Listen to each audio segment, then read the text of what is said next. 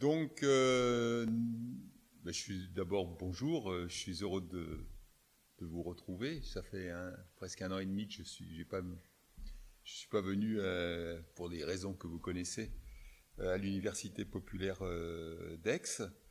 Donc, je suis ravi que les choses recommencent. Donc là, j'ai 2 séances. 2 séances où je vais essayer de vous traiter de ce que j'ai appelé crise sanitaire, crise économique, réorientation de l'activité. À la fois, vous donner des points de référence, parce que, si vous voulez, on finit par s'y perdre un peu entre les plans de soutien, les plans de relance, etc. Donc, essayer d'y voir un petit peu plus clair dans ces différents processus. Et en même temps, comme toute crise d'ampleur, eh bien, il y a des problèmes de fond qui réapparaissent à la surface et qu'il serait intéressant que la société traite. C'est pour ça que j'ai mis aussi réorientation de l'activité, en ayant en tête, et on le verra, une bifurcation vers le social, l'écologie, etc. Il me semble que les situations de crise sont des moments où il faut se reposer des questions sur la société. Donc voilà, je vous laisserai, comme je le fais toujours, une vingtaine de minutes à la fin pour qu'on discute, vous poser des questions, etc. Donc j'ai cette note qui me sert de support à mon exposé. Je pourrais sans doute pas, sur 2 séances, traiter en détail de tout. Donc il y a des points que je laisserai volontairement dans l'ombre et d'autres au contraire, que j'accentuerai. Donc ça vous donne de toute façon un guide de lecture. Donc le premier point, je l'ai intitulé le choc économique, donc choc d'ampleur. Et j'ai voulu d'emblée, ça, dans la réalité du quotidien, ça n'a pas une importance fondamentale, mais dans la conception des causes de la crise, ça a une importance considérable. La crise que nous vivons n'est pas du tout de même nature, même si son ampleur est beaucoup plus grande qu'en 2008, elle n'est pas du tout de même nature. Donc ça nous aide aussi quand on essaye de les comparer, à comprendre aussi le système économique dans lequel nous vivons. La crise de 2008, c'était une crise qui était, j'appelle, endogène au système, c'est-à-dire liée au dysfonctionnement d'un système économique mondialisé et financiarisé, dont je rappelle quelques caractéristiques, parce qu'on va quand même retrouver ces éléments-là dans le fil de l'exposé, c'est-à-dire fin de l'encadrement du crédit, c'est-à-dire libération des mouvements de capitaux, et donc cette libération des mouvements de capitaux, c'est le premier point, c'est quelque chose qui intervient dans les années 80 dans le monde occidental. C'est à partir du moment où on libère les capitaux, on n'exporte plus des marchandises, on exporte des capitaux. Et exporter des capitaux, ça veut dire qu'on construit des usines dans le monde entier, ou on délocalise des usines dans le monde entier.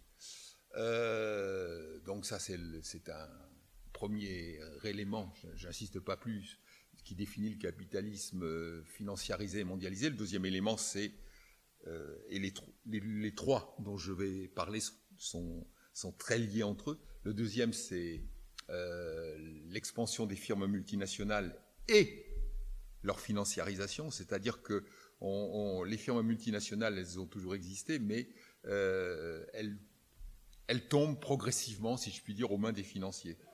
C'est-à-dire que jusqu'aux années 80, on avait des logiques industrielles, des logiques de long terme.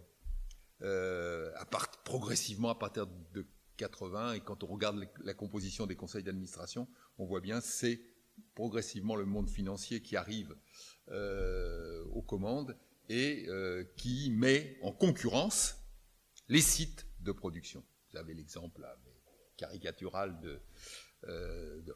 de l'entreprise de pneumatiques, mais c'est systématique, mise en concurrence. Et ça, cette mise en concurrence, elle est permise par le point précédent, c'est-à-dire la libération des mouvements de capitaux.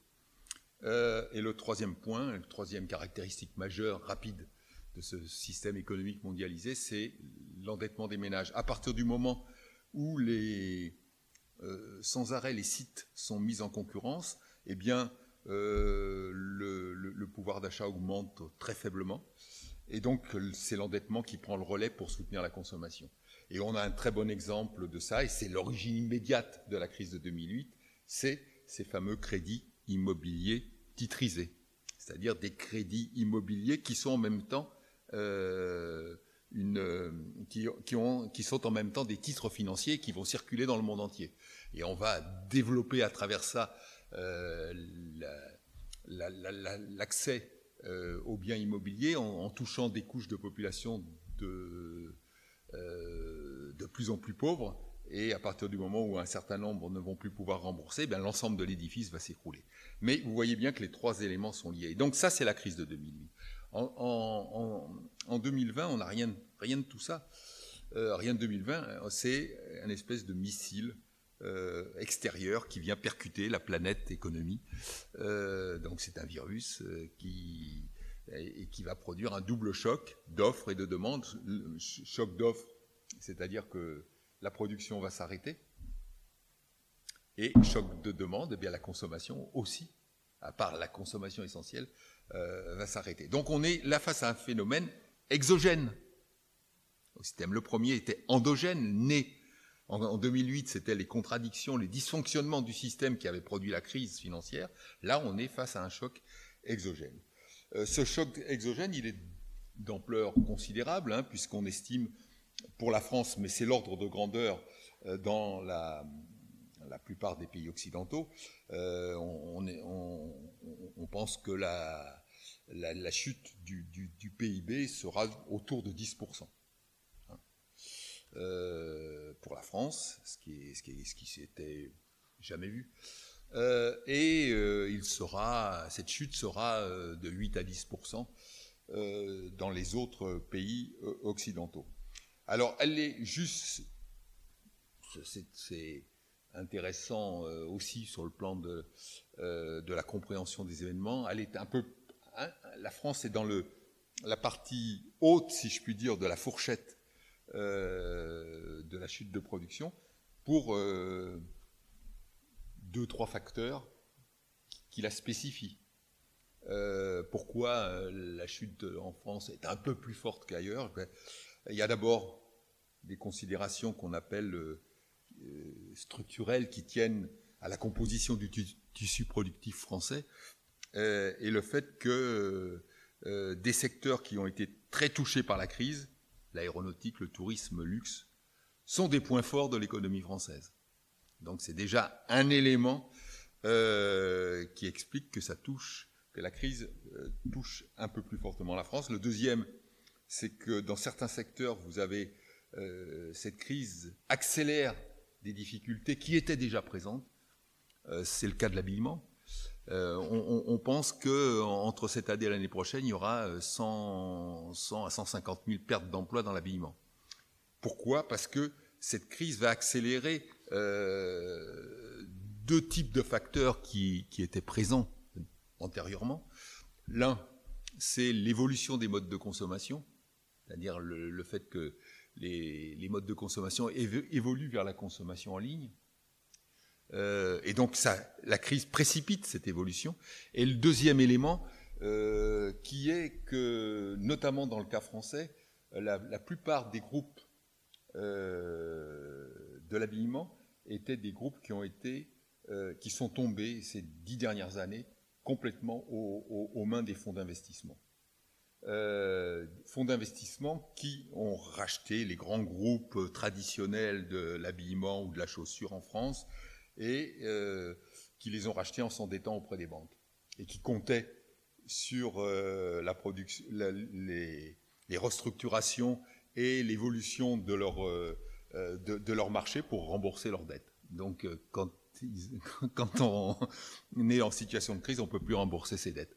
Et donc vous avez toute une série d'enseignes connues qui tombent les unes après les autres. Et le troisième facteur, c'est un peu, j'ai dit, c'est les déficiences dans le traitement de la pandémie, les masques, les tests, etc., qui ont été un peu plus laborieux en France par rapport à un certain nombre d'autres pays. Et donc, ces trois facteurs-là, mais c'est essentiellement le premier qui est le plus important, c'est-à-dire le fait que la crise touche des positions fortes de l'économie française, qui fait qu'on est dans la partie, enfin, haute ou basse, ça dépend dans quel point de vue on se place de la crise. Autre point à noter, on va le voir, je vais en parler avec vous, les plans de soutien et les plans de relance qui sont nés de la part des gouvernements occidentaux, qui ont été mis en place par les gouvernements occidentaux, eh bien, ils vont avoir une conséquence extrêmement forte, et sur laquelle on va revenir assez longuement, s'expliquer, c'est le creusement du déficit budgétaire, et c'est l'augmentation, les deux choses sont liées, l'augmentation de l'endettement public. Disons que, en gros, le déficit budgétaire de la France, qui était prévu pour être un peu inférieur à 3% pour cette année de 2020, il sera de 10 ou 11%. Le ratio dette publique sur PIB, qui était autour de 100, qui était prévu pour être autour de 100, il sera à 120. Voilà, ça, c'est pas une spécificité française. Dans tous les autres pays, vous aurez une augmentation du déficit budgétaire, elle est colossale notamment aux États-Unis, et vous aurez une augmentation de l'endettement public. Donc on reviendra sur ces questions-là, qui sont des questions très importantes. Donc ça, c'est le premier point pour positionner déjà l'ampleur de la crise. Le deuxième point, je ne m'y attarderai pas longuement. La crise sanitaire et la question des masques. Je m'étais forcément, comme vous tous sans doute, interrogé sur le fait que pourquoi, au moment du confinement, nous manquions de masques. Et donc, j'ai eu la chance d'avoir deux sources d'informations. L'une de la part des journalistes du Monde qui ont, pendant le confinement, mené une enquête sur ces questions-là, et l'enquête qu'ils avaient menée a été d'ailleurs totalement confirmée par l'enquête en cours depuis 2 mois du Parlement français. Il y a une enquête parlementaire sur pourquoi la France a manqué de masques. Et donc, encore une fois, je vais être très rapide. Il y a 3 éléments qui me semblent que j'ai mis dans la note, qui illustrent cette pénurie de masques, mais aussi de certains équipements et de médicaments. C'est la prévention comme maillon faible, la politique d'austérité budgétaire suite à la crise de 2008-2009 et la politique de délocalisation des entreprises. Ces 3 facteurs sont, j'en dis juste un petit mot, là, ils sont liés aussi, ces 3 facteurs. La prévention maillon faible, ça n'a pas toujours été le cas. Rappelez-vous les moqueries de Roselyne Bachelot, au moment de l'affaire du virus H1N1 en 2009. Nous étions, et les années précédentes, il y avait une politique de prévention extrêmement forte en France. Donc, pourquoi en 2009 nous avions, je ne sais pas combien, peu importe le chiffre, plus de 2 milliards de masques, et nous sommes tombés au moment du déconfinement où nous en avions à peine 100 000. Donc, la politique de prévention maillon faible, ça veut dire que à partir de 2009, 2010, 2011, et on le voit bien, cette politique de prévention n'a plus été un objectif prioritaire. C'est-à-dire que la question des masques n'est jamais remontée jusqu'au ministre de la Santé. Soit parce que, alors on peut le voir de 2 choses, et d'ailleurs dans les entretiens des parlementaires avec les ministres, c'est très intéressant, et j'ai même pas pu comprendre si c'était de la faute du ministre ou si c'est de la faute de la haute fonction publique, c'est-à-dire les directions administratives notamment du ministère de la Santé et Santé publique France, etc. En tous les cas, ça ne remonte pas jusqu'au ministre. La question des masques, d'un certain nombre d'équipements ne remonte plus jusqu'au ministre, c'est traité dans la haute sphère administrative. Donc ce n'est plus une priorité. Le deuxième élément, et vous allez voir pourquoi c'est lié, c'est la politique d'austérité budgétaire suite à la crise de 2008-2009. Crise de 2008-2009. Pour traiter cette crise, ça je vais y revenir très longuement, on ne va pas faire du tout ce qu'on est en train de faire. En ce moment, on fait du soutien, de la relance, etc. Après la crise de 2008-2009, l'objectif des gouvernements, et dans l'Union européenne en tout cas, c'était le retour le plus rapide possible à l'équilibre budgétaire. Donc c'est la politique d'austérité budgétaire qui a eu des effets ravageurs sur la Grèce, sur le Portugal, etc.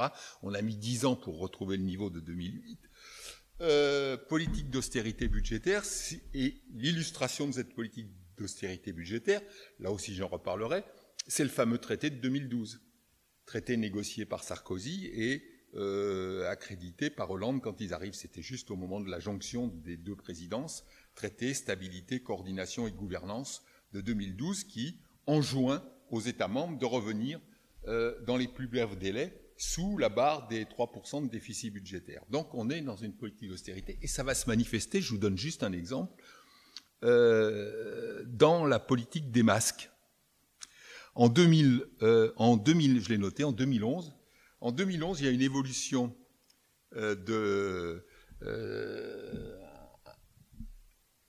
une des évolutions de la politique française en matière de gestion des masques, c'est qu'on va distinguer les stocks tactiques et les stocks stratégiques. Et en arrière-plan, cette distinction, vous allez le voir, elle a une résonance budgétaire. Ça veut dire que les stocks tactiques vont être du domaine des différents établissements. C'est-à-dire les établissements, c'est notamment tout le milieu hospitalier. C'est-à-dire qu'ils vont avoir la responsabilité de gestion d'une partie du renouvellement des masques. Alors qu'ils sont déjà, eux, la crise dans le milieu hospitalier, elle date d'il y a 10 ou 15 ans, ils sont déjà en difficulté financière, mais on leur donne la responsabilité de gérer le stock de masques. Donc ça, c'est les stocks dits tactiques. Et il y a à côté les stocks stratégiques qui restent seuls du domaine de l'État. Donc, si vous voulez, on se déleste d'une partie de la responsabilité antérieure de la politique publique sur les différents établissements, dans un contexte qui est celui que je viens de vous expliquer, d'économie budgétaire. Donc voilà, ça c'est le deuxième élément. Et le troisième, mais il est la conséquence directe, parce que je vous ai dit, on avait 2 milliards de masques en 2009, on se retrouve à 100 000 au début de la crise. Et donc, ça veut dire qu'il n'y a quasiment plus de commandes publiques pendant 10 ans. Et donc, dernier point, plus de commandes publiques. Les dernières entreprises qui restaient en France, elles mettent la clé sous la porte. Et donc, on devient complètement tributaire des marchés de Chine ou du Vietnam, d'Inde. Voilà, c'est juste l'élément sur la question des masques. J'arrive au plan de soutien aux économies. Les plans de soutien aux économies, ils ont été décidés très, très rapidement. Ce que je vais dire là, je vais traiter essentiellement le cas de la France et l'Union européenne. Vous pourriez quasiment les décalquer pour les autres pays de l'Union européenne. C'est-à-dire que la structure de ces plans a été à peu près la même dans les différents pays de l'Union européenne. Ces plans de soutien donc, qui ont été mis en place pendant la période du confinement, donc je les distingue bien des plans de relance qui sont venus après. Ces plans de soutien, on peut les caractériser par 3 objectifs. Le maintien en vie des entreprises, deuxième objectif, limiter les conséquences de la crise économique, et 3e point, éviter que cette crise économique se double d'une crise financière. Donc, 3 objectifs, on va les retrouver dans leur concrétisation. 3 directions, les ménages, les entreprises et les banques. Les ménages, le principal élément du plan de soutien, qui a été quelque chose, on peut le dire, d'extrêmement positif, c'est les aides directes pour financer le chômage partiel.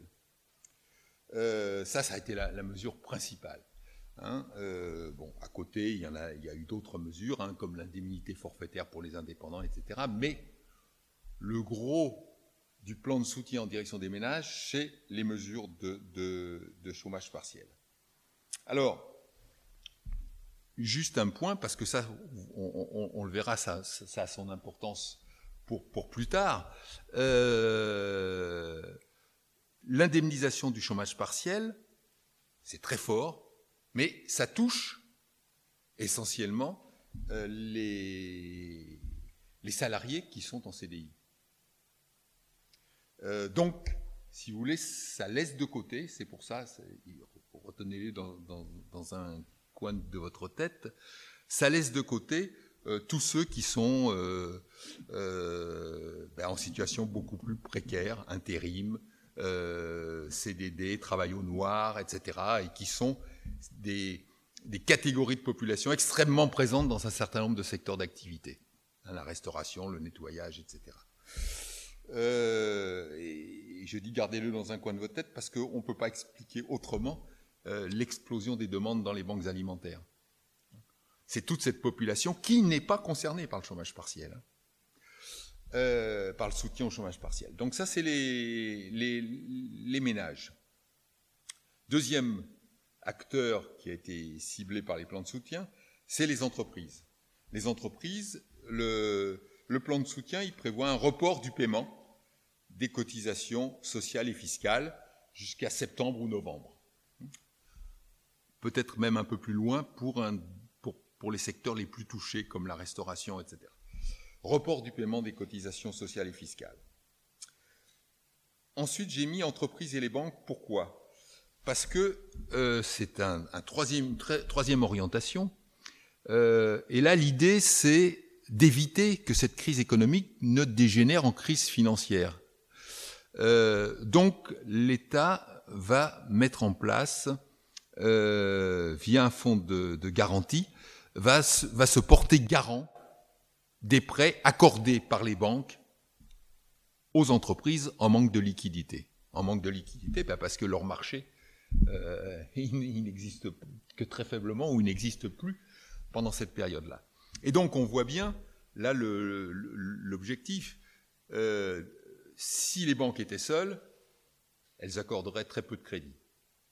Dans une période comme ça, c'est pas là où elles vont se lancer dans des octrois de crédit, sachant que, inévitablement, dans ces octrois de crédit, il y aura des non-paiements, il y aura des non-remboursements. Et donc, l'État vient à la rescousse et garantit les prêts accordés par les banques. Ça veut dire que si une entreprise ne rembourse pas, donc il y a une moins-value pour la banque, à ce moment-là, eh bien, l'État se porte garant et viendra à la rescousse de la banque. Vous voyez, donc la logique, c'est éviter qu'une crise économique qui est forte se double d'une crise financière, parce que la crise financière, ça veut dire les banques qui mettent la clé sous la porte. Donc, ça, c'est un troisième élément qui est extrêmement important. Alors, en direction, il y avait dans les plans de soutien, il y avait une autre mesure, mais qui ne concernait que les grandes entreprises, c'est la possibilité de prêts directs aux grandes entreprises. Et donc, cette possibilité, elle a été mise en œuvre. J'en donne 2 exemples dans la note. Elle a été mise en œuvre pour Renault et pour Airbus. Renault était en grande difficulté, puisque à la fin du mois de mai, il annonce un plan de réduction des coûts avec 2,15 milliards d'économies sur 3 ans, 15 000 suppressions d'emplois, dont 4 600 en France. Et en même temps, donc en grande difficulté, et vous savez qu'un nouveau PDG arrive à la tête de Renault à la suite de Carlos Ghosn, et il va remettre en cause, en gros, toute la stratégie qui a été développée par Carlos Ghosn depuis 10 ou 15 ans, qui était une stratégie de délocalisation à outrance en jouant, comme la plupart des grandes des firmes multinationales, sur la concurrence entre les sites par les coûts. Et donc ce plan de soutien à la filière auto, il va être le plan de soutien français, il va être de 8 milliards. Je ne détaille pas toutes les mesures. Et en plus de ces 8 milliards qui concernent la mise en œuvre des véhicules électriques, des primes pour les invendus, etc., il y a 5 milliards pour Renault. Deuxième grande entreprise, Airbus. Le 30 juin 2020, Airbus annonce la suppression de 15 000 postes d'ici l'été 2021. Donc il y a un plan d'aide, là aussi, qui est à la filière aéronautique de 15 milliards, plus 1,5 milliard pour la recherche-développement et la reconduction des dispositifs de chômage partiel. Donc, ce sur quoi, là aussi, je voulais attirer votre attention à travers ces 2 exemples, et parce que ça va être, cette question-là, elle va se poser, notamment, c'est une des grandes questions que pose le plan de relance, c'est, il n'y a pas, a priori, d'objection de principe à cette aide massive de l'État à Renault ou à Airbus. Mais la question centrale, c'est les contreparties.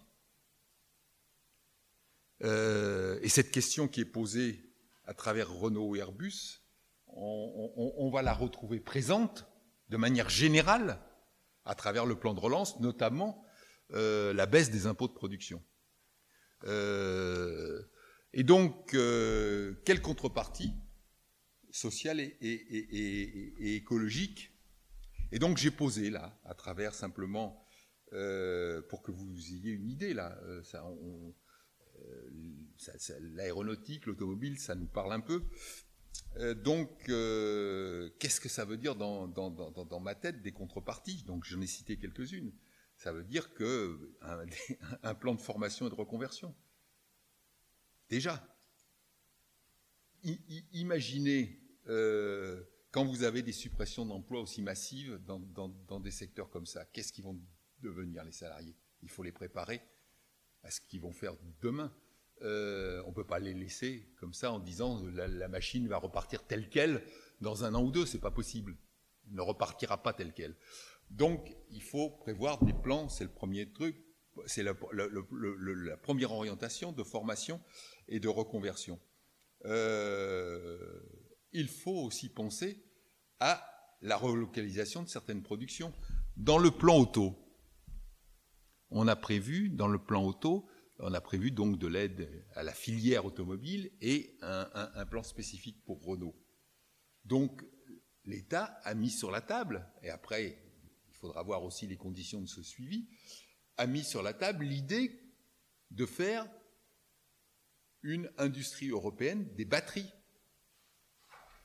Puisque si on veut que la production automobile s'oriente vers les véhicules électriques. La question, 50% du prix d'une voiture électrique, c'est la batterie. Si c'est pour approvisionner les véhicules électriques de Renault ou de PSA avec des batteries chinoises, ça n'a aucun intérêt. Donc, c'est à partir du moment où on commence à entrer dans des politiques de soutien, il faut évidemment poser la question de la construction de batteries qui ne soient plus fabriquées en Chine. Alors la première génération, elle est effectivement fabriquée en Chine. Il n'y a qu'eux qui en produisent pratiquement, les Coréens aussi. Mais les deuxième génération, troisième génération de véhicules électriques, il faut... Et donc là, il y a eu un engagement pris par Renault, PSA et aussi un certain nombre d'industriels allemands pour avancer dans ce qu'on appelle un Airbus des batteries, c'est-à-dire une espèce de filière européenne des batteries. Mais vous savez, ça, c'est pas gagné, il faudra le suivre de très près. Hein. Mais vous voyez, c'est un point... On ne peut pas balancer, encore une fois, excusez-moi du terme, de l'argent public aussi massivement sans qu'il y ait une réflexion sur l'économie de demain et la souveraineté économique de la France et de l'Union européenne. Donc je l'ai mis, c'est pour vous donner une idée, je le reprendrai de manière générale un peu plus tard. J'ai mis aussi toute la sous-traitance de l'aéronautique. Il faut voir cette sous-traitance de l'aéronautique qui, au fur et à mesure des années, a été mondialisée. Il faut voir comment on peut, dans les années qui viennent, ça ne se fait pas d'un claquement de doigts, hein. C'est pour ça qu'il faut penser cette bifurcation vers une autre économie dès aujourd'hui. Il faut voir, est-ce qu'une partie de cette sous-traitance ne peut pas revenir dans les pays de l'Union européenne. Contrepartie aussi, je le mets, vous savez, ça concerne plus précisément la filière aéronautique. Le projet de Terminal 4 de Roissy. Le projet de Terminal 4 de Roissy, il est fondé sur l'idée qu'à Roissy, à l'horizon 2035-2037, il y aura 35 à 40 millions de passagers supplémentaires par an.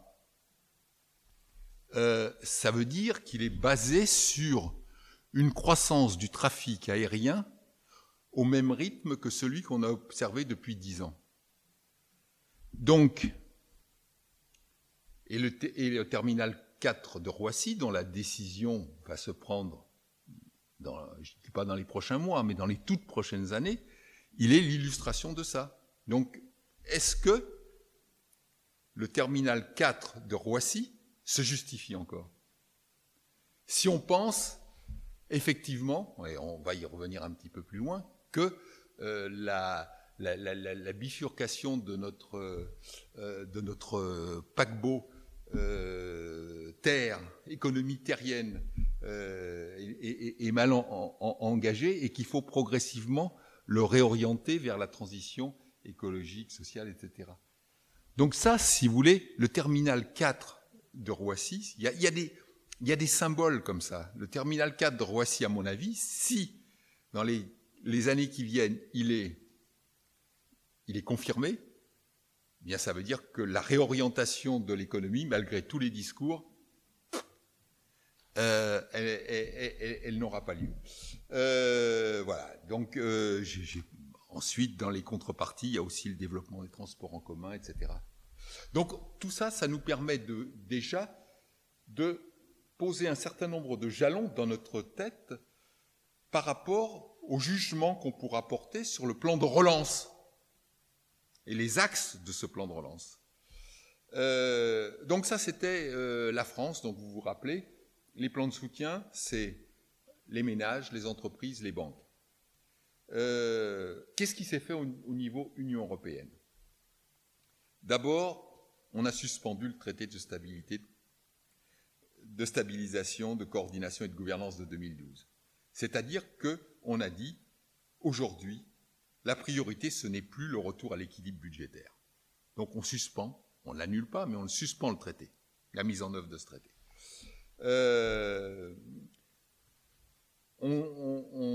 ça c'est dans tous les tout premiers mois, on dit aux États, vous pourrez bénéficier du mécanisme européen de solidarité si vous avez besoin de prêts. Ce mécanisme européen de solidarité, il avait été constitué pour venir en aide à la Grèce, au Portugal, à l'Irlande, à différents pays en 2012. Autre point qui a son importance, vu l'histoire des politiques menées par la Commission européenne, c'est la Commission décide d'assouplir le régime des aides d'État. Vous savez que dans le langage de la Commission européenne, les aides d'État, c'est tabou. C'est une infraction au principe de libre concurrence. Et donc, les États n'ont pas, chacun pour ce qui les concerne, n'ont pas à soutenir telle ou telle entreprise de leur pays.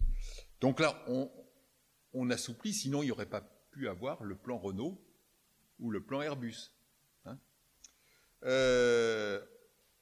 Et par ailleurs, la Commission européenne va s'engager aussi bien sur le soutien au chômage partiel, sur le soutien des crédits aux entreprises. En fait, toutes ces mesures, c'est pour ça que je vous ai dit, elles ne sont pas propres à la France, elles ont été prises dans les différents pays.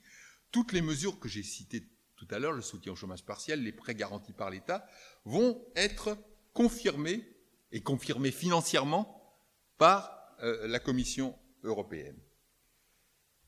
Et là, j'en arrive à des points sur lesquels je vais insister plus longuement, parce que c'est un tout petit peu plus compliqué. C'est la politique de la Banque centrale européenne. La politique de la Banque centrale européenne, elle a été fondamentale. D'abord, elle a abaissé son taux directeur à moins 0,5%. Moins 0,5%. Qu'est-ce que ça veut dire, ça? Ça veut dire que toutes les banques qui exercent dans l'Union européenne, elles déposent leurs réserves, les fonds qu'elles n'utilisent pas, elles les déposent, elles ont tout un compte auprès de la BCE. Eh bien, ce compte, habituellement, il ne rapporte pas grand-chose, mais il est rémunéré ça dépend des périodes, 0,5, 1, 2. Là, c'est moins 0,5. Ça veut dire que le message, il est clair. Ne laissez pas de l'argent traîner dans vos comptes auprès de la Banque centrale, puisque ça va vous coûter de l'argent. Donc, dépensez-le dans l'économie. Ça, c'est l'abaissement du taux directeur. Et le deuxième point beaucoup plus fondamental, c'est la reprise de la politique de je suis désolé de l'anglicisme, mais c'est comme ça que c'est connu dans le monde. Donc je le reprends et je vais vous expliquer. Elle reprend sa politique de quantitative easing, aisance quantitative.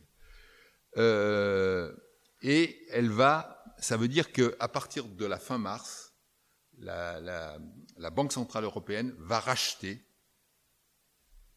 pour un montant colossal de 1600 milliards d'euros entre la fin mars et maintenant, de titres, essentiellement des titres de dette publique des États de l'Union européenne. Alors je dis reprise, pourquoi? Parce que cette politique, elle a été menée par la Banque centrale européenne de manière massive, à la suite de la Banque fédérale américaine, qui a mené exactement la même politique et qui aujourd'hui mène aussi la même politique.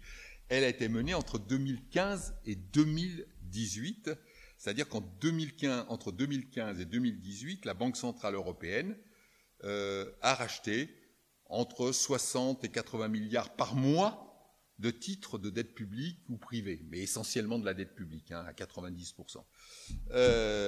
Donc au total, sur 2015-2018, la Banque centrale européenne a racheté 2600 milliards de titres de dette, dont 460 pour la France.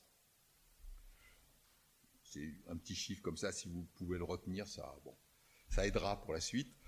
Et donc, 2018, les économies européennes avaient repris un rythme de croissance modéré, donc la politique de quantitative easing s'était interrompue. Donc la reprise. Là, à partir de mars, la Banque centrale européenne reprend cette politique de manière encore plus importante, puisque en 6 mois, elle a racheté 1600 milliards de titres de dette. Alors, je rappelle, ça c'est la prérogative des banques centrales. La prérogative principale des banques centrales, c'est de créer de la monnaie. Voilà. Et alors, on peut interroger. Là, avant de s'interroger, je vais quand même vous dire l'intérêt de cette mesure. L'intérêt de cette mesure, c'est bien sûr de faire baisser le taux d'intérêt. Aujourd'hui, là, les derniers emprunts de la France, quand elle émet des bons du Trésor pour financer sa dette publique, ils sont émis à 0,2%. Donc la France emprunte aujourd'hui à un taux quasi nul.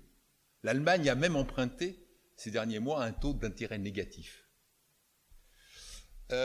Donc vous voyez qu'une politique de rachat de titres de dette,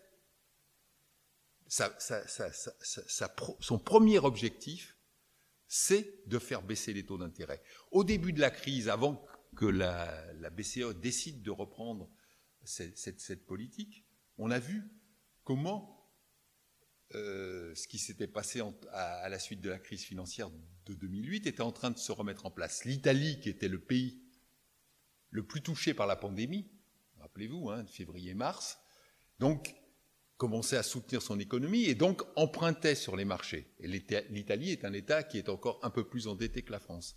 Et on a vu très rapidement le taux d'intérêt des emprunts des bons du Trésor italiens passer à 1, 2, 3%. Je rappelle qu'en 2008-2012, on avait été jusqu'à des taux d'intérêt de 10% pour la Grèce.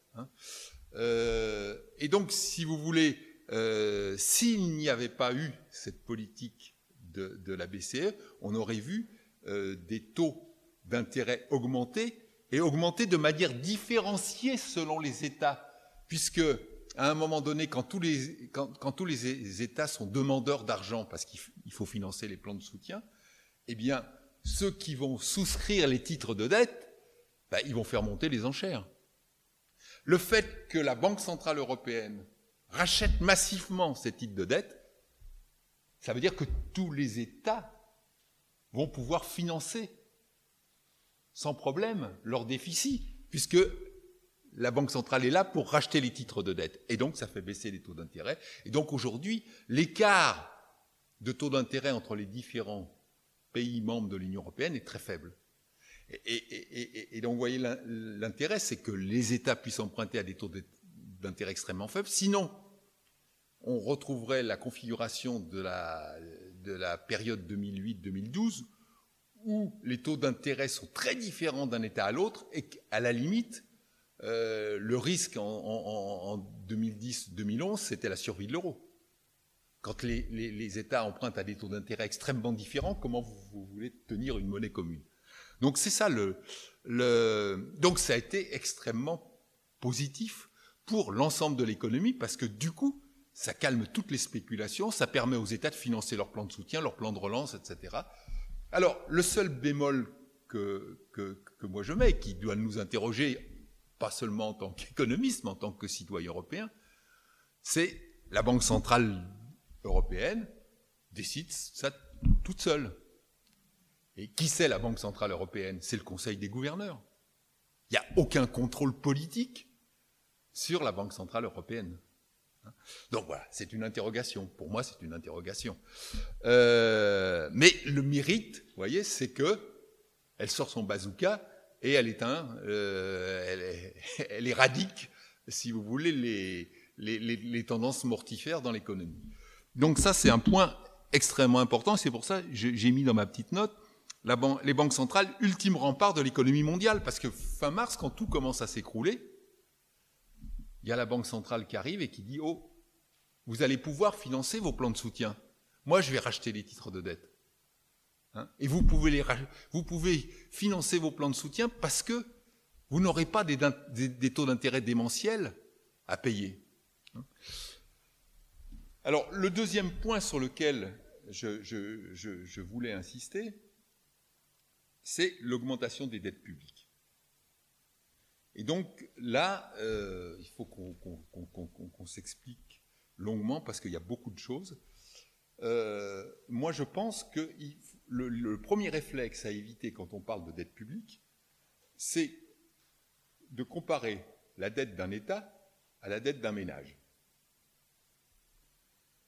Si on compare la dette d'un État à la dette d'un ménage, si vous voulez, on va dire « Oh là là, l'endettement, c'est catastrophique, il va falloir rembourser ça au plus vite, etc. » Non. L'État, il a l'éternité devant lui. Et l'État, il a, en contrepartie de la dette, un patrimoine à gérer. Et donc, il y a quelque chose, je ne sais pas si, bon, vous n'êtes pas tous tenus de vous intéresser à l'économie, mais il y a un économiste qui est très important dans l'histoire des penseurs, c'est Keynes. Vous avez peut-être entendu parler de lui. C'est un auteur qui a écrit son ouvrage principal en 1936. Et il a écrit justement en réaction à ce qu'il a vu de la crise de 1929.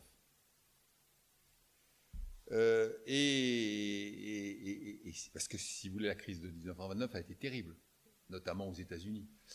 Et donc, en attendant que Roosevelt soit élu en 1932 et décide d'intervenir massivement dans l'économie, pendant 3 ans, il ne se passe rien et l'économie s'écroule. Le dogme avant, c'était que l'État ne mette pas son nez dans l'économie. Et donc, Keynes, il va dire quelque chose de très important, c'est, en situation de crise, c'est la dépense publique qui permet la survie de l'économie marchande. Et on le voit bien, s'il n'y a pas le plan de soutien à l'économie, là, dans les différents États, l'économie marchande, elle s'effondre. Donc, c'est ce premier point pour lui, et c'est ce qu'il avait constaté avec la crise de 29, l'économie marchande s'effondre. Il n'y a pas de soutien public et s'effondre. Et donc, on disait toujours, à force de s'effondrer, un jour ça va repartir, sauf qu'en 1932, il n'y avait toujours rien il y avait 20 millions de chômeurs aux États-Unis, mais il n'y avait pas grand-chose qui était reparti. Donc, il dit en situation de crise profonde, c'est la dépense publique qui soutient l'économie marchande. Alors, je reviendrai tout à l'heure sur cette leçon de Keynes pour l'adapter aux problèmes que nous avons à rencontrer aujourd'hui. Auparavant, il y a 2-3 éléments qu'il faut que vous ayez dans votre tête pour juger de cette question de la politique de la dette publique et de la manière de la gérer sur le court terme et sur le long terme. Le premier point, c'est pour, si vous voulez, calmer le risque d'emballement de la dette publique, c'est de savoir que le service de la dette n'a jamais été aussi faible. Pourquoi ? Parce que les taux d'intérêt baissent. Et donc, je donne les chiffres. En 2019, pour la France, le service de la dette, c'était 40 milliards. Cette année, ça sera 35 milliards.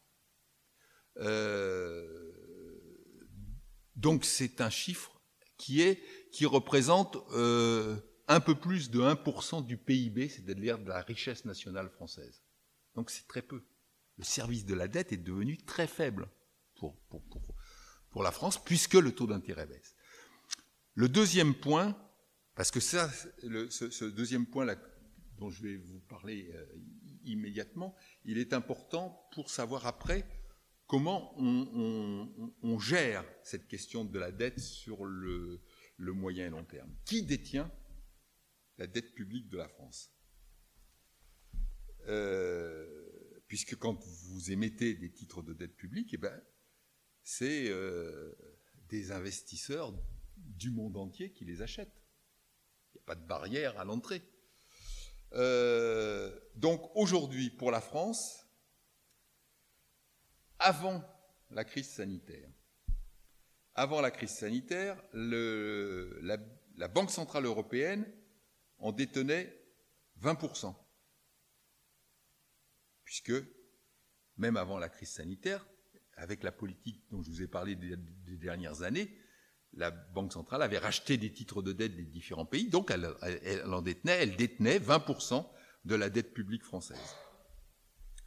Les compagnies d'assurance, les fonds privés français, entre guillemets français, qui ont leur siège en France, etc., en détenaient un peu plus de 20%.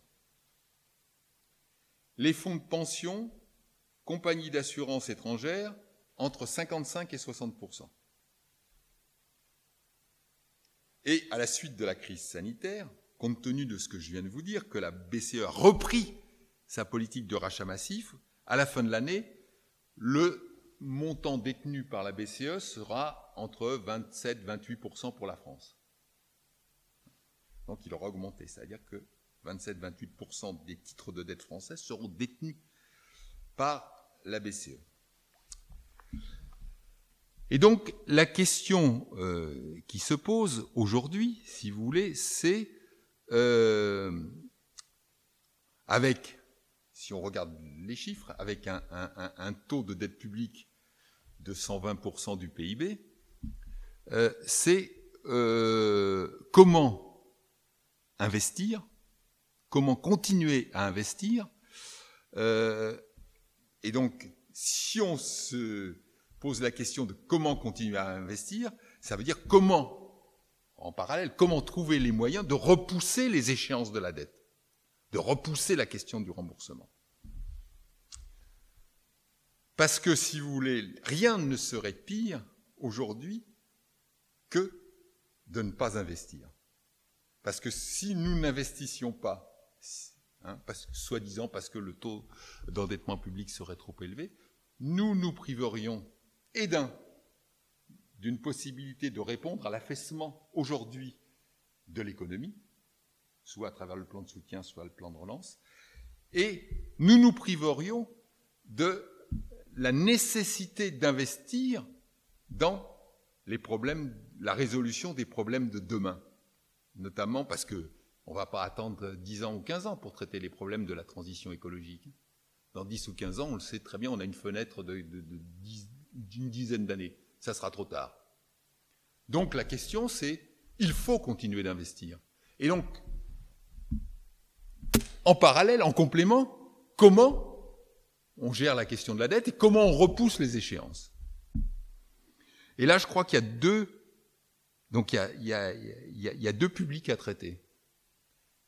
C'est la BCE et les autres. Si, imaginez que vous vous disiez, je ne rembourse pas. Des fois, on entend ça. Je ne rembourse pas.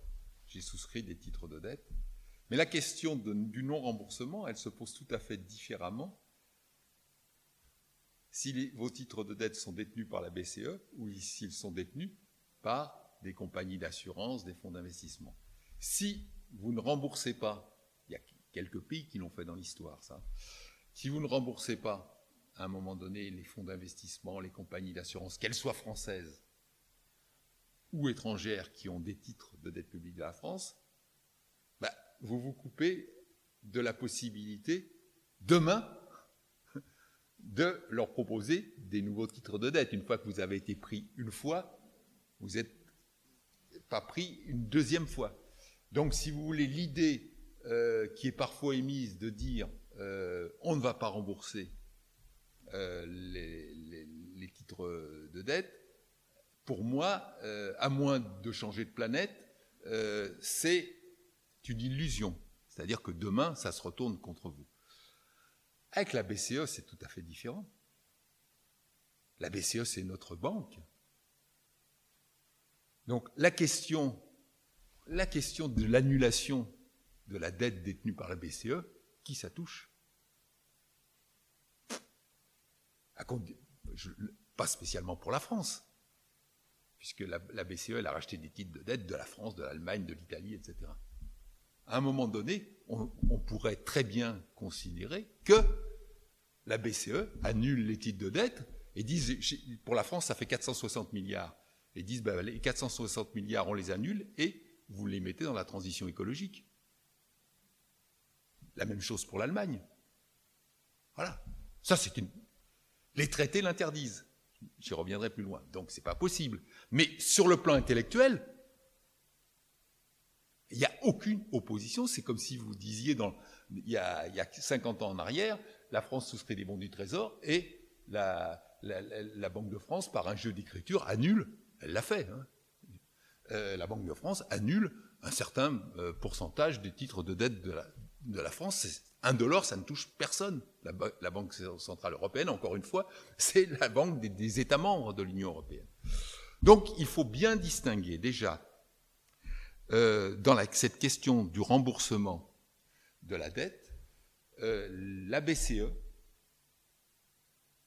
et les autres détenteurs de titres de dette. Ça, de mon point de vue, c'est complètement, la question est complètement, se pose de manière complètement différente.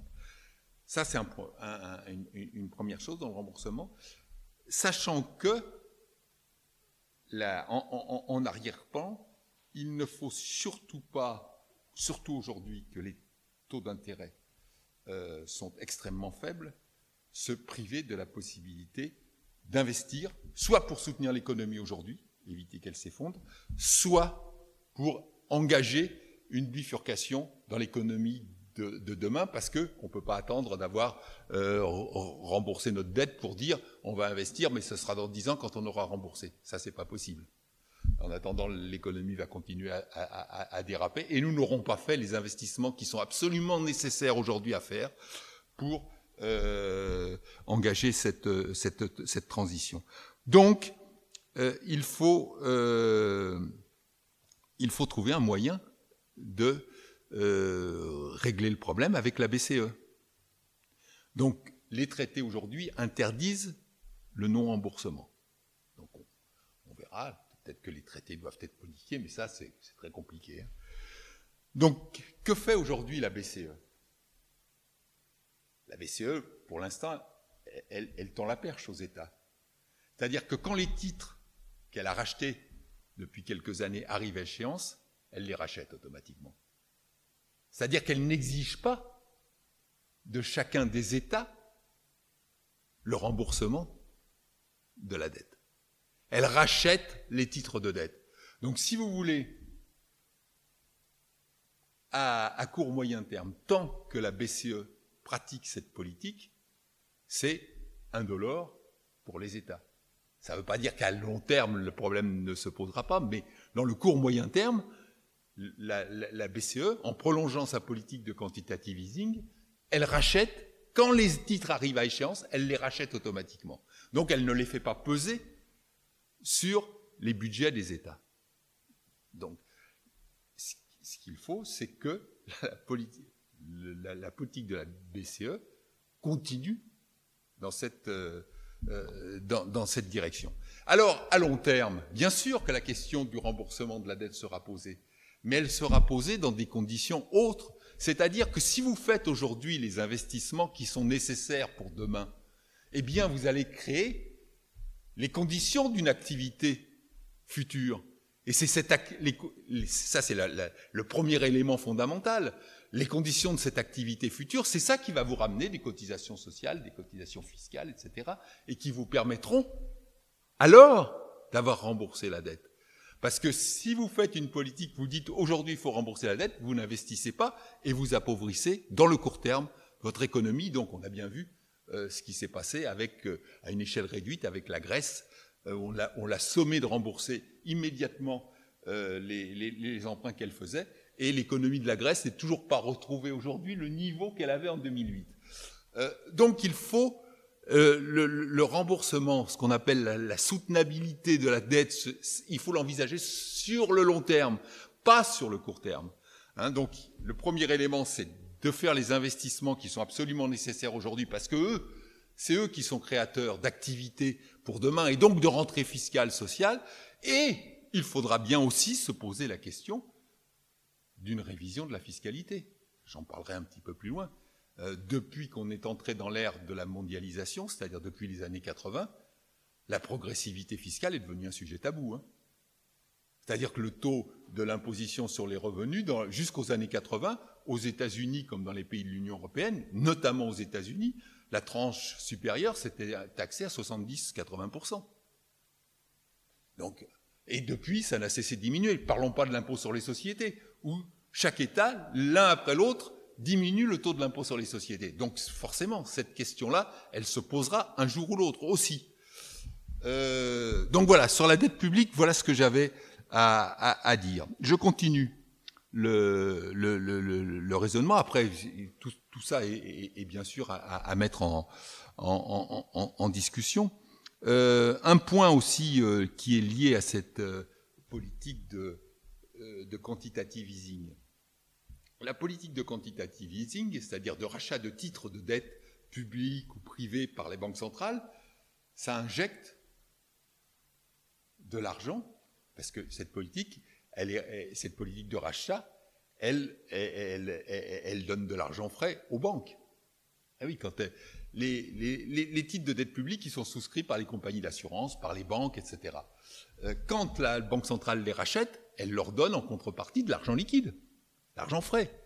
Et donc cet argent frais, il va circuler dans l'économie, il va alimenter des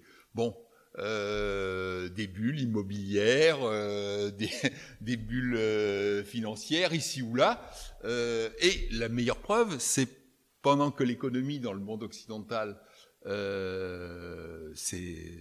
s'effondrait au cours des derniers mois, eh bien, la bourse n'a pas du tout connu le même sort, et même la bourse américaine a connu une hausse. Les cours de la bourse ont connu une hausse. Mais si vous voulez, on peut facilement le comprendre. À partir du moment où il y a ces politiques de rachat de dette publique ou de dette privée, il y a de l'argent qui est en contrepartie, qui est proposé aux banques, et les banques, elles rachètent des actions, elles investissent dans l'immobilier, etc. Et donc vous avez des valeurs à la bourse qui augmentent, certaines qui augmentent plus et certaines qui augmentent moins. Mais vous avez une espèce de déconnexion, c'est ça ce sur quoi je voudrais attirer votre attention, entre l'économie financière et l'économie réelle. C'est-à-dire que les cours boursiers ne fonctionnent plus en parallèle, ne sont plus un indicateur de la bonne santé de l'économie. Ils sont simplement un indicateur, et en même temps, tous les opérateurs financiers anticipent la politique des banques centrales, savent que dès que ça va aller mal, les banques centrales vont remettre de l'argent dans le circuit, et donc que cet argent qui va être remis dans le circuit, il va servir à alimenter et à réchauffer les cours des valeurs dans les différentes bourses du monde. Voilà. Donc ça, c'est aussi un élément à intégrer dans notre regard sur l'économie mondiale. Donc ensuite, j'ai dit l'économie. Le point suivant dont je voulais parler, c'est la bifurcation vers un plan de transition écologique et sociale. C'est-à-dire la crise, et je vais en dire deux mots là, la crise, elle a révélé, elle a mis sur la table un certain nombre de facteurs qui étaient présents déjà dans le fonctionnement de l'économie, mais qui, d'un coup, ont pris une importance considérable. Je voudrais en citer 4. Et c'est justement à partir de l'examen de ces facteurs que on se dit ou on recommence comme avant, et donc on va exacerber ces tendances qui apparaissent, ou alors on en tire leçon et on essaye de réorienter l'économie dans une autre direction. Si la crise n'est pas l'occasion de se poser ces questions, on ne se les posera jamais. Donc, les 4 éléments que je voulais, que à mon avis, la crise a mis sur le devant de la scène, c'est la mondialisation de l'économie, de l'écologie, je vais y revenir, les vertus de l'État social, le surgissement des travailleurs invisibles et la question des inégalités, et l'accélération du capitalisme numérique.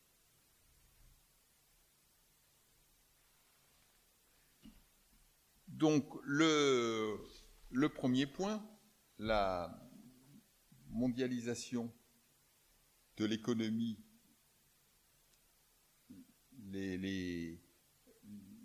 la mondialisation, plutôt les conséquences de la mondialisation, les conséquences sur le plan économique et les conséquences sur le plan écologique de la mondialisation. La mondialisation, je vous le disais tout à l'heure en commençant, en essayant de qualifier la crise de 2008 par rapport à celle de 2020, la mondialisation, c'est,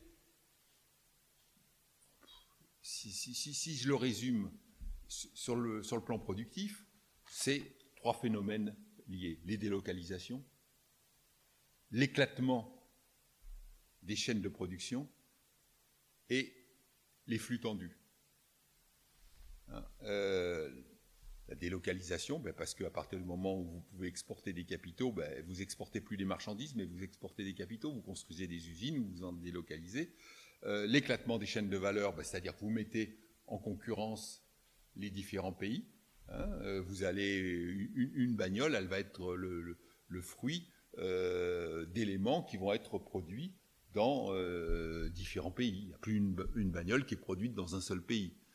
C'est ça, c'est l'éclatement des chaînes de valeur dans le monde entier. Et puis, les flux tendus, c'est zéro stock. C'est-à-dire, on a fait à la fois, les stocks, ça coûte de l'argent. Donc aujourd'hui, comme on a fait des progrès, c'est notamment le capitalisme numérique dans la gestion logistique, eh bien, on est capable d'intégrer ces chaînes de valeur et de produire avec aucun stock. Donc c'est ça la mondialisation, rapidement, les conséquences productives de la mondialisation. Et donc, on l'a vu, ça nous met en dépendance par rapport à un certain nombre de pays. Si vous appliquez ces principes délocalisation, éclatement des chaînes de valeur, flux tendus aux questions sanitaires, eh bien, vous avez tout ce qu'on a vu, les masques, les médicaments, le matériel médical. On s'est aperçu, là, que tiens, il n'y avait plus moyen de mettre la main dessus.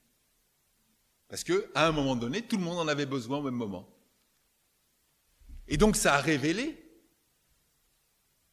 tout ce qu'on voyait à travers les équipements médicaux, les masques, les médicaments, c'était ce qui se passait pour les automobiles, pour les biens manufacturés, etc. C'est-à-dire que c'est produit aux 4 coins du monde et à un moment donné, vous êtes en situation, quand vous êtes dans un moment de crise, vous êtes en situation de dépendance. Extrêmement forte, on l'a vu. On a beau tirer la sonnette d'alarme et les gens se battent pour avoir des masques. Donc, c'est ça les conséquences c'est ça les conséquences productives de la mondialisation. Mais on a vu aussi les conséquences écologiques de la mondialisation, c'est-à-dire l'accélération des transports de longue distance, la surexploitation des ressources naturelles, c'est-à-dire la forêt qui recule. On a bien, vous avez entendu parler de l'interprétation sur la naissance du virus. Donc le fait que le pangolin, le fait que progressivement les hommes sont mis en proximité avec des espèces animales, ça favorise forcément à un moment donné le franchissement de la barrière des espèces.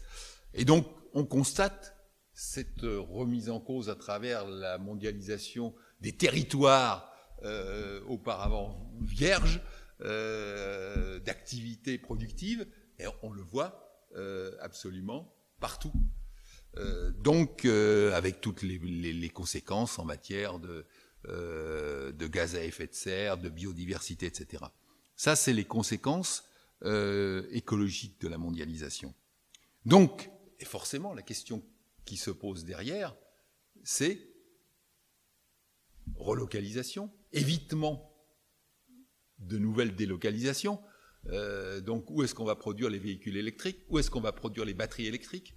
Est-ce que ça va être en Chine ou encore dans d'autres pays non connus aujourd'hui, le Vietnam ou d'autres? Est-ce qu'on va continuer comme ça? Est-ce qu'on va continuer aussi à produire de la déforestation, etc., en allant chercher les marchandises toujours plus loin, à des coûts toujours plus faibles? Voilà. Donc ça pose des questions énormes. Et ça, on ne peut pas les traiter d'un claquement de doigts. On ne fera pas revenir toutes les chaînes de production qui ont été éclatées dans le monde entier. Certainement pas. On peut se poser la question pour un certain nombre de cas qui sont des productions qui sont vitales, mais on ne fera certainement pas rapatrier tout ce qui a été délocalisé depuis 20 ou 30 ans. Mais par contre, sur les productions d'avenir, là, la question se pose. Et c'est là où il faut lier l'intervention de l'État dans les politiques publiques et les engagements des entreprises. Donc voilà, ça c'est un premier type de problème massif qui se pose. Ce que la mondialisation a révélé en termes productifs et en termes, en termes écologiques, et quelles leçons nous en tirons, mais dès aujourd'hui. C'est-à-dire que les plans de relance doivent être aussi un élément déjà de réponse à cette question-là. Ça, c'est le premier groupe de questions qui émergent de la crise que nous traversons. Le deuxième, c'est ce que j'ai appelé les vertus de l'État social, avancée majeure du XXe siècle. L'État social, c'est tout le régime de protection sociale. Le régime de protection sociale. Et ce régime de protection sociale, il a été abîmé par les politiques successives. Justement, les politiques successives des différents États, pas seulement de la France, c'était l'adaptation de nos économies à la mondialisation. Donc, il fallait réduire la part des dépenses publiques, la part des dépenses sociales, pour favoriser la compétitivité de nos entreprises. C'est une politique qui est menée régulièrement depuis 20 ans, donc ça prend, sur le système de santé, c'est très net, ça prend l'allure d'un transfert de financement des cotisations sociales vers la CSG, c'est-à-dire des entreprises vers la société, ça prend l'allure des gestions, de la gestion de l'hôpital comme une entreprise, gestion en flux tendu, 0 lit disponible, il faut que tous les lits soient occupés. Ça prend l'allure de la tarification à l'activité, c'est-à-dire que toute activité hospitalière a une norme de coût qui va évoluer dans le temps, qu'elle ne doit pas dépasser, sur lequel on lui affecte un budget. Donc, si vous voulez, on a progressivement érodé l'État social. Or, qu'est-ce qu'on s'aperçoit pendant une phase de crise? C'est que l'État social, c'est le support. Le système sanitaire, même abîmé, il tient le choc quand même. Hein? S'il n'avait pas été abîmé, il aurait encore mieux tenu le choc. Et donc là, je dis, parce que à un moment donné, il y a des vérités qui apparaissent, on l'écrit depuis un certain nombre d'années, mais bon, là, ça prend de l'ampleur, et surtout quand c'est le président de la République qui le dit. La santé, notre état social, ne sont pas des coûts, mais des biens précieux, des outils indispensables. C'est ce que j'essaye d'expliquer depuis 15 ans, que l'état social, c'est pas un coût. L'état social, on ne peut pas le considérer comme une dépense qui vient peser sur le dos des entreprises. C'est le support de la société. Et d'ailleurs, à un moment donné, on a bien fait le choix de donner la priorité à la santé sur l'économie. Donc, Si on donne la priorité à la santé, encore faut-il que cette santé, elle ait les moyens de répondre aux espérances qu'on fonde sur elle. Donc l'État social, il est apparu là. On voit très bien dans les différents pays, selon le niveau, selon l'état différent des systèmes de santé, on voit bien, il n'y a pas un parallèle étroit, mais on voit bien les résultats en termes de progression de la pandémie, de nombre de cas graves, de morts, etc. Quand il n'y a pas d'état social, regardez l'Inde. Hein, on compte plus le nombre. Mais même les États-Unis, qui ont un état social qui n'est pas du tout au même niveau. Les systèmes de santé aux États-Unis est un système quasiment privé. Donc, l'état social, c'est quelque chose qui est apparu et que nous avions tendance à passer au second plan. Troisième point qui m'apparaît aussi dans cette crise, c'est le surgissement des travailleurs invisibles et la question des inégalités. Avec la pandémie, des catégories sociales invisibles et mal payées sont apparues au grand jour. Et ces catégories sont apparues au grand jour et indispensables au fonctionnement de la société. Alors ouais, les personnels des hôpitaux, des EHPAD, les caissières, les ouvriers des IA, des industries agroalimentaires, les travailleurs sociaux, etc. Voilà. Tous ces, voilà, c'est les invisibles. Il y a les invisibles et je dirais que on pourrait, j'ai caricaturé en disant, et un peu de manière provocante, j'ai opposé l'infirmière et le trader. Parce que le trader, c'est la figure emblématique de notre monde financiarisé. C'est la figure emblématique sur le plan de la rémunération et c'est la figure emblématique sur le plan de l'imaginaire. Moi, je suis dans le monde universitaire. Je vois que depuis 20 ans, les filières qui se développent, c'est les filières financières. Voilà. C'est les filières financières. C'est celles qui attirent, qui sont valorisées. Et dans un cas de crise, qu'est-ce qui est important? C'est l'infirmière ou c'est le trader? Je trouve que ça remet en perspective un certain nombre de nos valeurs. Alors donc, il y a tous ces invisibles.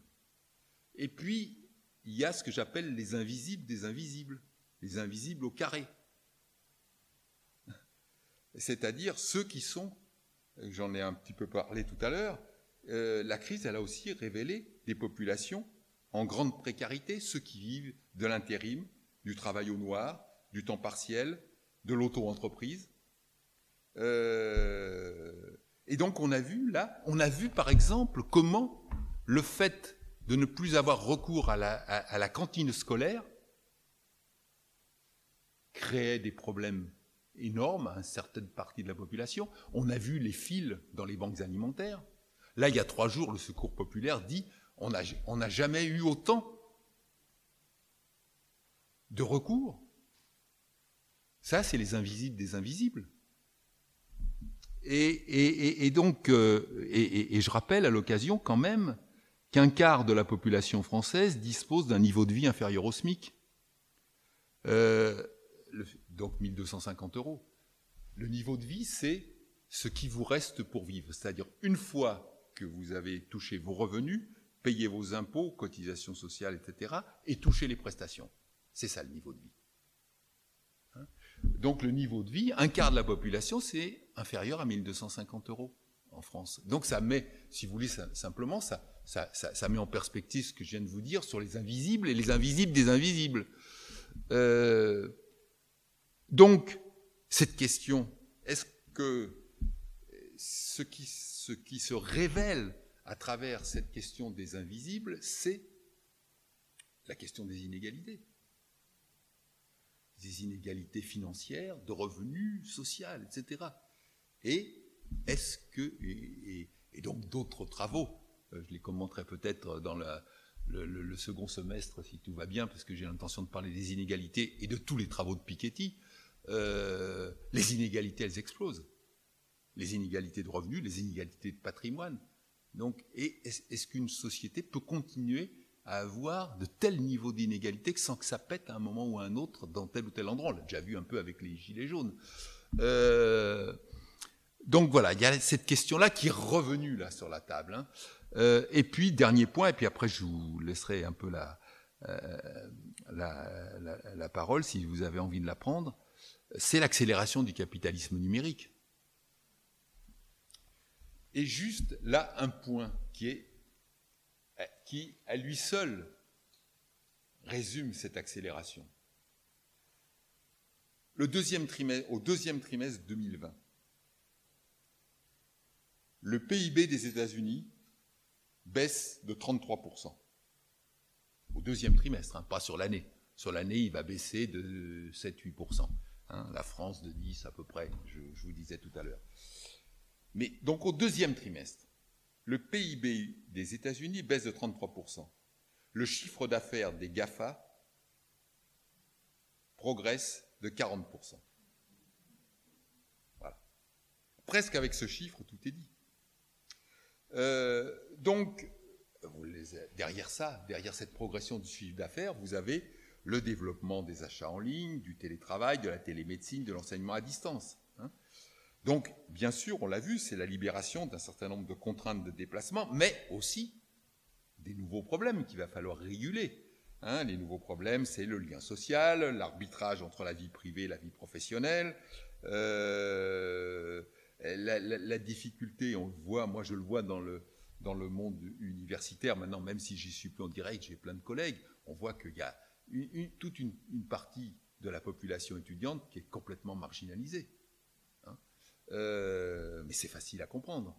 Hein. Mais même dans le télétravail, c'est pas la même chose si vous avez un appartement de 150 mètres carrés ou si vous avez une famille avec 4 gosses en scolaire dans 50 mètres carrés.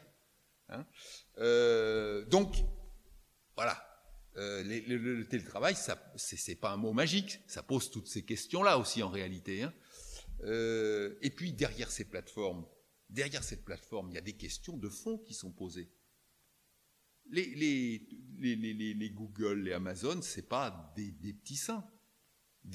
À part ceux qu'ils emploient directement, sinon derrière, il y a toute une série de petites mains qui sont avec du travail très parcellisé et très mal payé.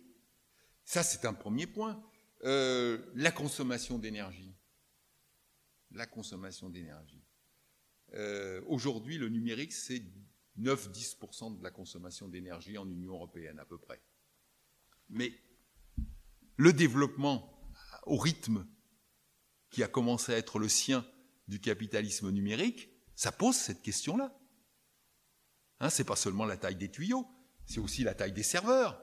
Hein, c'est le changement d'appareil, c'est les métaux rares, c'est toutes ces questions qui sont derrière. Et puis,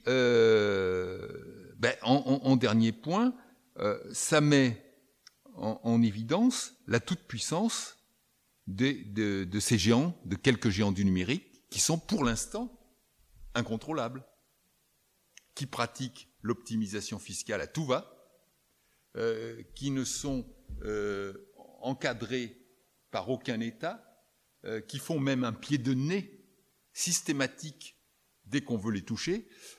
Donc, voilà, on retombe sur la question auquel se confrontait Roosevelt pendant le New Deal. Est-ce que des entreprises en situation de monopole comme ils sont ne doivent pas faire l'objet d'un espèce de démantèlement? Parce qu'il y a non seulement il y a la question de la fiscalité, mais il y a la question de la protection des données, etc. Parce qu'ils emmagasinent des tonnes de données. D'ailleurs, pour être répertorié par Amazon, il y a un algorithme, et puis vous ne savez pas, à un moment donné, pourquoi vous êtes classé dans la hiérarchie des vendeurs sur Amazon, premier, puis que dans 15 jours, vous allez vous retrouver à la 100e position sur la file. Hein. Donc, voilà, ça pose toutes ces questions-là. Donc, voilà, j'ai mis en avant, alors je vous explique et après je vous donne la parole, j'ai mis en avant ces points, les conséquences de la mondialisation, l'état social, les travailleurs invisibles et la question des inégalités, le capitalisme numérique, parce que, si vous voulez, pour moi, ces questions sont des questions que la crise met sur le devant de la scène.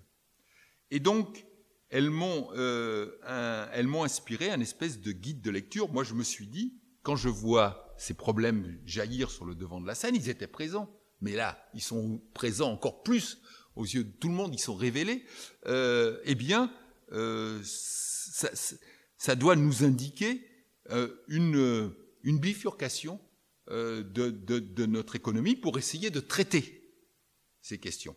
Donc je me suis fait une espèce de grille de lecture que je vous présenterai la prochaine fois, et en fonction de cette grille de lecture, en réponse aux problèmes constatés, eh bien, cette grille de lecture me sert, ensuite, vous le verrez, à juger des politiques conduites par les différents États et dire, ben oui, ça va, je pense que ça va dans cette direction, ça ne va pas dans cette direction. Ça permet, ça donne un élément de référence, même si c'est dans un premier temps purement intellectuel, ça donne un élément de référence pour porter un jugement sur les politiques qui sont conduites, notamment à travers les plans de relance. Donc voilà, maintenant, je suis à votre écoute.